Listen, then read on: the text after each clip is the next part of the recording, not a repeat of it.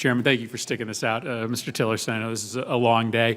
I want to come back to the issue of human rights, because I do worry that there are going to be a lot of human rights advocates, a lot of people who are hoping that the United States maintains its leadership role on maintaining and promoting human rights around the world, who are going to be very worried by some of your testimony here today.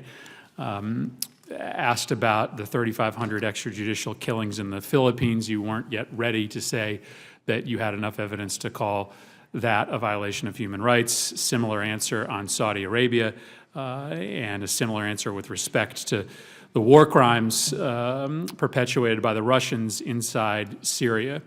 So I guess the simple question for you is this: if you're not ready to say today that what's happening in the Philippines is a human rights violation, despite the fact that the president brags about killing people without trial, or the denial of rights to women in Saudi Arabia as a named human rights violation, or what's happening in Syria as a war crime, can you maybe give us a little bit of a sense of what countries today you would consider to be violators of human rights, or how you are going to make judgments about where the U.S. pursues human rights violators and where we don't? Because I think it'll be a surprise to a lot of people coming out of this hearing that you aren't ready today to call President Duterte a violator of human rights, or to call what's happening in Saudi Arabia a named violation of human rights under international law.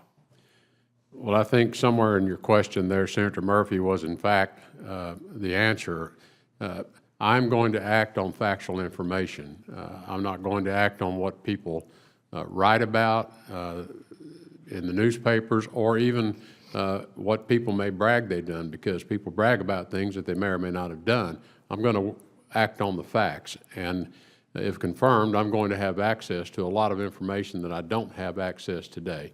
It's just my nature to not prejudge events, or prejudge and make conclusions, or conclude that someone has in fact violated this norm, or in fact now meets the standard to be labeled this, until I have seen those facts myself. That should in no way suggest that if those acts that you've described are backed up by the facts, I would agree with your labeling and characterization.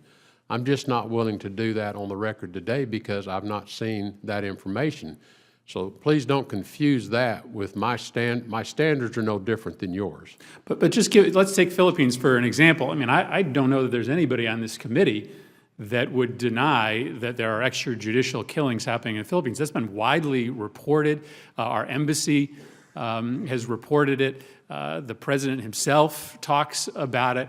What more information do you need before deeming the Philippines to be a human rights violator? What's happening there is a massacre that's there for everyone to see. I'm sure the committee has seen a lot of evidence that I've not seen. I'm not disputing your conclusion. You're asking me to make a judgment on only what I'm being told. That's not how I make judgments. So what information in that case would you need? Who would you need to hear from? I would want to see the factual basis behind the statistics, and the factual connection as to who is committing those acts. Well, a lot of times the factual evidence is reporting by objective observers on the ground. I'm not initially sure you're going to get a videotape of an extrajudicial killing. So oftentimes the evidence is the objective reporting we get from sources on the ground inside a place like the Philippines. I will rely on multiple sources to confirm what I am being told. That is, you can blame it on me being an engineer. It's just the engineer in me that I deal with facts, and then I analyze, and then I conclude. And I'm sure there's a lot of credible information out there that I simply haven't seen. This is a question that often gets asked of members of Congress to judge their view of politics and conflict in the Middle East. It's a pretty simple one. Do you believe that the Iraq War, not the conduct of the war, but the war itself, was a mistake? I think I indicated in response, I believe it was to Senator Paul's question, that I think our motives were commendable, but we did not achieve the objectives there. We did not achieve greater stability. We did not achieve improved national security for the United States of America. And that's just, the events have borne that out. And at the time, I held the same view, that I was concerned, just as I was concerned before the decisions were made to go into Libya and change the leadership there. It's not that I endorsed that leadership, but that leadership had the place somewhat stable with a lot of bad actors locked up in prison. Now all those bad actors are running around the world. So it's just a question. It's the question of, it isn't a question that our ultimate goal has to be to change that type of oppressive leadership. It has to be, though, that we know what is coming after, or we have a high confidence that we can control what comes after or influence it, and it will be better than what we just took out. But in this case, which motives are you referring to that were commendable? I think the concerns were that Saddam Hussein represented a significant threat to stability in that part of the world and to the United States directly. And so I understand that people were looking at information that was available to them, information that's not available to me, at least at this point. And so I'm making this comment as a casual observer.